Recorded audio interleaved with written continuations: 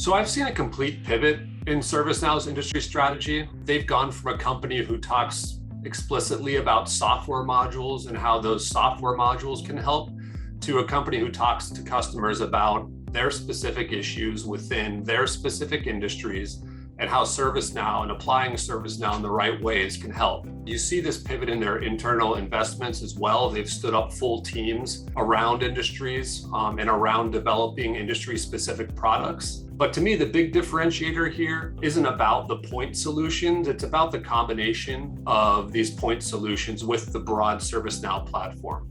I don't think there's another tool in the marketplace that can pair industry-specific point solutions like this with an enterprise-wide shared services platform that delivers the type of horsepower that ServiceNow does. As the largest pure-play ServiceNow partner, our strategy intentionally augments and enhances what ServiceNow is doing. So we're also doubling down on industry. We're pushing our services to the next level. We're building tight integrations with our new friends at NTT Data Services, and we're pushing investment into industry-specific solutions just like ServiceNow. For example, Acorio is currently developing and productizing third-party solutions within two industries, financial services and manufacturing.